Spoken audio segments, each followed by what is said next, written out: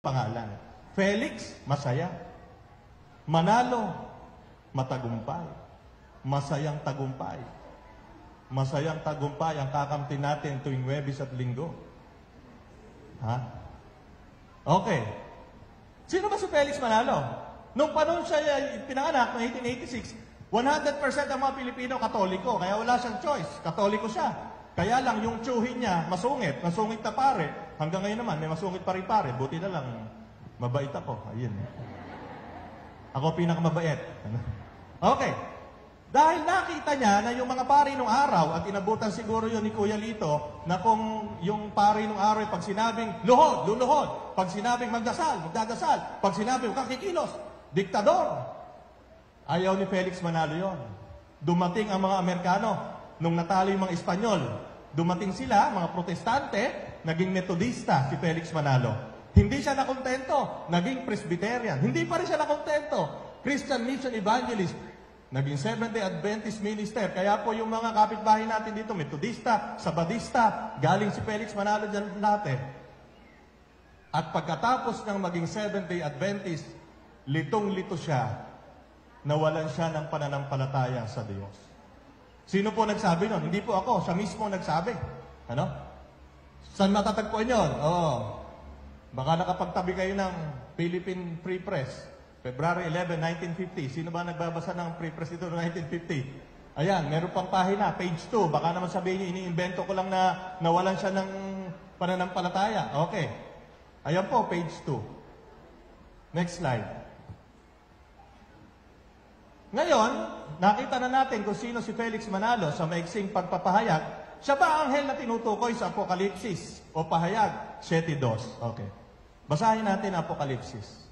Apokalipsis 7.1. Pagkatapos nito, may nakita kong 4 na anghel na nakatayo sa 4 na sulok ng daigdig. Pinipigil nila ang 4 na hangin upang huwag umihit sa lupa, sa dagat o sa alinmang punong kahoy.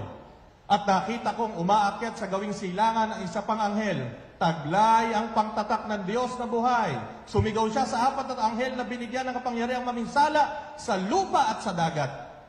Huwag muna niyong pinsalain ng lupa, ang dagat o mga punong kahoy, hanggat hindi pa namin nalalagyan ng tatak sa noo ang mga lingkod ng ating Diyos. Naunawaan niyo ba yung Apokalipsis? Hindi niyo maunawaan yan. Bakit? Sa lahat ng libro, sa bagong tipan, ang Apokalipsis ang mahirap unawain. At si Felix Manalo, tuso. Tuso si Felix Manalo. Bakit tuso? Ang kinuha niyang talata sa bagong tipan ay yung talata at kapitulo na galing sa isang aklat na mahirap ipaliwanag. Ang aklat ng Apokalipsis. At dyan sa aklat na yan, kinuha niya ang kanyang karapatan na magpaliwanag at magpahayag ng salita ng Diyos. Ngayon, yung mga susunod pong paliwanag, ito yung paliwanag ni Felix Manalo hanggang 1960. Ulitin ko po, yung mga susunod nating babasahin after nyan, yan yung paliwanag ni Felix Manalo hanggang 1960. Bakit ko po nilalagay sa konteksto?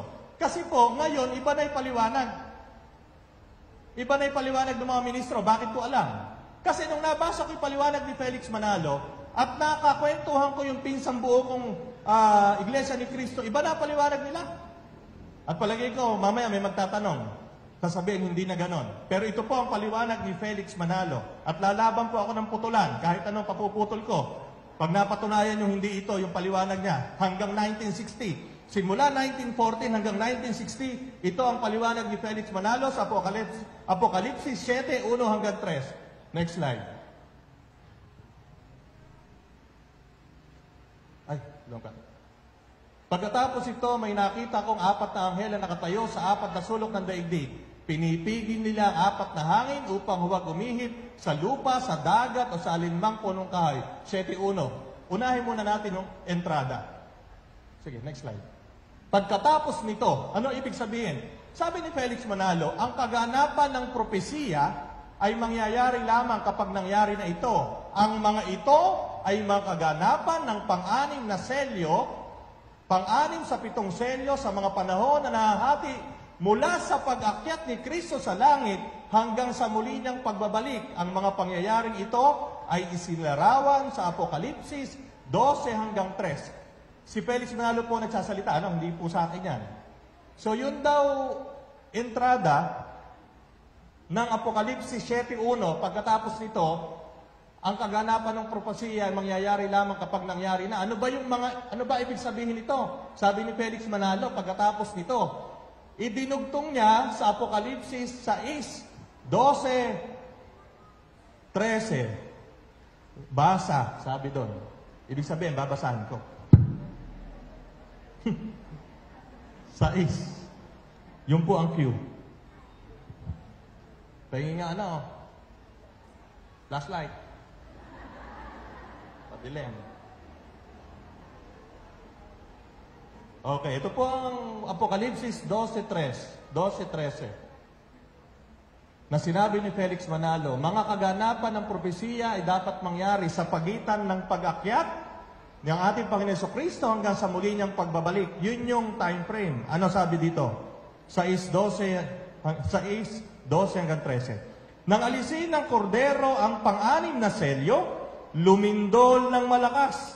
Ang araw ay nagdilim, na kasing itim ng damit panluksa, at ang buwan ay naging kasing pula ng dugo. Nalaglag mula sa langit ang mga bituin na parang mga bubot na bunga ng igos kapag hinahampas ng malakas na hangin. Ito pong pagsasalarawan na ito, may lindol, tapos nagdilim, yung buwan naging kasimpulan ng dugo, nalaglag ang mga bituin sa langit. Ito ang paliwanag ni Felix Manalo. Una niyang paliwanag. Ano ba yung lindol na sinasabi sa Apokalipsis 6, 12, 13? Yan. Yung lindol daw sa noong November 1, 1755, 40,000 namatay. Saan natatagpuan? Ayun. Ang pagdilim ng araw noong May 19, 1780. Ang buwan ay nagparang dugo, May 19, 1780. Ang pagbagsak ng mga bulalakaw, mga falling stars, na nakita sa North America, Mexico at isla ng Jamaica noong November 13, 1833. So, balik tayo. So, nakita nyo po, yan yung mga paliwanag ni Felix Manalo na magaganap para maisaktuparan nyo ang Apokalipsis 7.1. Next. Sumunod doon, may nakita akong 4 na anghel na nakatayo sa 4 na sulok ng daigdig. Pinipigil nila ang 4 na hangin upang huwag umihip sa lupa o sa dagat o sa alinmang punong kahoy. Ano ang paliwanag ni Felix dyan? Okay. Yung hangin daw, yung digmaan. Si Felix ang nagpapaliwanag, hindi ako. Yung 4 na hangin, 4 na sulok ng daigdig kung saan nagsimula ang digmaan. At yung daw digmaan na yon ay yung World War I na nagsimula noong 1914 hanggang 1918. Okay. 4 na anghel. Ito ang paliwanag ni Felix Manalo. Yung 4 na anghel daw na nasa Apokalipsis 7, 1 hanggang 3, ito yon yung 4 na tao daw. Sino yung mga tao na yan? Si Lloyd George, Prime Minister ng United Kingdom, si Clemenceau, President ng France, si Orlando, Premier ng Italy, at si Woodrow Wilson, Presidente ng USA. Yan yung mga binabanggit na paliwanag ni Felix Manalo nung panahon na yon ng 1914. Okay, next. 4 na anghel, pinipigil ang 4 na hangin. Sabi ni Felix Manalo, yung 4 na taong nabanggit, sila ang gumawa ng Treaty of Peace para matapos ang digmaan. Kasi nga, di ba, yung hangin para kay Felix digmaan. Yung 4 na hangin, 4 na sulok ng daigdig, kung saan nagmula ang digmaan, sabi ni Felix. At yung 4 na tao na yon, yung Prime Minister ng United Kingdom, Presidente ng France, Premier ng Italy, Presidente ng USA, noong 1918, sila yung gumawa ng Treaty of Peace para matapos ang digmaan. Yun ang paliwanag ni Felix. Next. Ito na ang pamatay. 7:2. At nakita kong umaakyat sa gawing silangan ang isa pang anghel, taglay ang pantatak ng Diyos na buhay. Sumigaw siya sa 4 na anghel na binigyan ng kapangyarihang maminsala sa lupa at sa dagat. Isa pang anghel. So may apat na anghel, di ba? Hawak-hawak yung mga hangin, pinipigil. Meron pang dumating, isa pang anghel. Ano ba yung anghel na yon? Sabi ni Felix, yung anghel daw na yon ay isang sugo na binigyan ng gawain para maging lingkod ng Diyos. At yan ay kanya pang pinatibay sa pagbasa niya ng Apokalipsis 1:16, 1:16, 2:1 at Daniel 12:3. Itong isa pang anghel na ito ay hindi spiritual, sabi ni Felix Manalo. Hindi ito spiritual na anghel na nasa isip natin. Ang anghel na ito ay tao na isinugo para ipahayag ang salita ng Diyos. Yan ang sinasabi ni Felix Manalo nung nangangaral siya. Okay. Taglay ang pangtatak ng Diyos. So yung isang anghel bumaba, taglay ang pangtatak ng Diyos. Sabi ni Felix Manalo, ang ibig sabihin ng taglay ang pangtatak ng Diyos, ang pangtatak ng Diyos ay ang mga turo at aral ng sugo. No? Yun ang sabi ni Felix Manalo. Okay, next. Ang isa pang anghel na taglay ang pantatak ng Diyos ay ang ministro na isinugo ng Diyos upang ipangaral ang tunay na ebanghelyo. At ang ministro na yon ay si Felix Manalo na nagsimulang mangaral noong 1914 sa pasimula rin ng unang digmaang pangdaigdig at nagtatag na muli na Iglesia ni Cristo na sinira at winasa ng Iglesia Katolika Apostolika Romana. Pasugo, July 1953, page 36 to 40. Sino po dito ang college na noong 1953? Sinabi po yan. Si Felix Manalo po nagsabi niyan. Siya ang sugo. O yan. At siya ang nagtatag. O, next. Ito pa. Umaakyat sa gawing silangan. Yung anghel, umaakyat sa gawing silangan. Sabi ni Felix Manalo, yan daw, ibig sabihin niyan, lugar kung saan manggagaling ang sugo. Silangan. Ibig sabihin daw ng silangan kung saan tumatama ang unang sikat ng araw. Tanong, anong bansa ba yon? O, eto. Eto sabi ni Felix Manalo sa Ingles. Kung gusto nyo pong i-check, hindi ko po, eto po, i-check nyo.